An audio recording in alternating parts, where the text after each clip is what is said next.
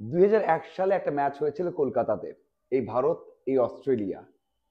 সেই ম্যাচে প্রথম ইনিংসে অস্ট্রেলিয়া করেছিল 445, ভারত প্রথম ইনিংসে অল আউট হয়েছিল 171 রানে। এরপর ভারত দুর্দান্ত একটা ইনিংস খেললো, দ্বিতীয় ইনিংসে রান 657, বড় একটা টোটাল সামনে, এবং জয়ের জন্য অস্ট্রেলিয়া মাঠে নামলো 212 রানে অল আউট। 200-র বেশি রানে সেই ম্যাচে জয় পেয়েছিল ভারত। সেই ম্যাচটাকে ধরা হয় এই দুই দলের মধ্যে সবচেয়ে স্মরণীয় ম্যাচ। কিন্তু আজকে যে ম্যাচটা শেষ হয়েছে, সেই ম্যাচটাকে কি সেই ম্যাচের থেকে কম বলা যাবে? আমার মনে হয় একেবারে না। কি দুর্দান্ত একটা ম্যাচ ভারতের জন্য। অবশ্যই সেই ম্যাচটা খুবই ইম্পর্টেন্ট, খুবই স্মরণীয়, কখনোই ভোলা যাবে না।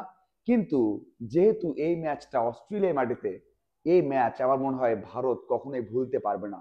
ভারতের সমর্থক যারা রয়েছেন, ক্রিকেট সমর্থক যারা রয়েছেন, তারা হয়তো এই ম্যাচটা ভুলতে পারবেন না। টেস্ট ক্রিকেটটা টিকে থাক, টেস্ট ক্রিকেটটা মেইন ক্রিকেট, সেটা যারা বিশ্বাস করেন তাদের কাছে এমন ম্যাচই বিজ্ঞাপন, এমন ম্যাচই বড় ম্যাচ এবং স্মরণীয় ম্যাচ। আমার মনে হয় ভারত যেই প্রেক্ষাপটে গিয়েছিল, যে পরিস্থিতিতে পড়েছিল, নিউজিল্যান্ডের কাছে 3-0 হোয়াইট ওয়াশ হয়েছে প্রথমবারের মতো ঘরের মাটিতে, সেখান থেকে একটা দল অস্ট্রেলিয়াতে গেল, যে দল বিশ্ব চ্যাম্পিয়ন, যে দল র্যাঙ্কিং এ একে, যে দল টেস্টে সবসময় অপ্রতিরোধ্য দেশের মাটিতে, সেই দলের বিপক্ষে একটা মানসিকভাবে বিপর্যস্ত দল গেল খেলতে। সেখানে কেমন করতে পারে সেই প্রশ্ন ছিল, কিন্তু কি দুর্দান্ত ভাবে না জিতে গেল না। অবিশ্বাস্য এবং অবিস্মরণীয় ম্যাচ, এবং সবচেয়ে বড় বিষয় হচ্ছে কি দুর্দান্ত পারফরমেন্স, ব্যাটিং, বোলিং, ফিল্ডিং। যদি বলা হয় বুমরার কথা, নতুন ক্যাপ্টেন, কি দুর্দান্ত করেছেন নতুন ক্যাপ্টেন, অবশ্যই তাকে এই ম্যাচের জন্য কৃতিত্ব দিতেই হবে।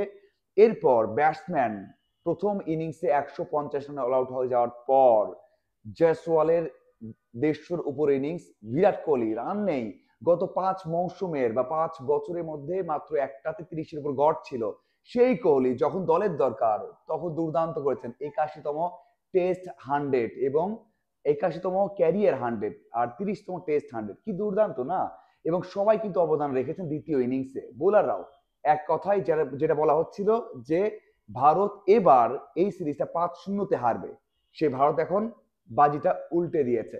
এখন অনেকেই বলছে যে এই সিরিজটা ভারতের, কারণ প্রথম মোমেন্টামটা ভারত পেয়ে গেছে, প্রথম যে জয়টা সেটা পেয়ে গেছে, এবং এমন দুর্দান্ত ভাবে পেয়ে গেছে যে এই জয় তাদেরকে আরো বেশি বুস্ট আপ করবে, আরো বেশি আত্মবিশ্বাস দিবে সিরিজ জিততে। এখন কিন্তু চারিদিক থেকে একটা কথা হচ্ছে যে ভারত এই সিরিজ না 5-0-তে জিতে যায়, কারণ এমন কনফিডেন্স, এমন ভাবে ঘুরে দাঁড়িয়েছে।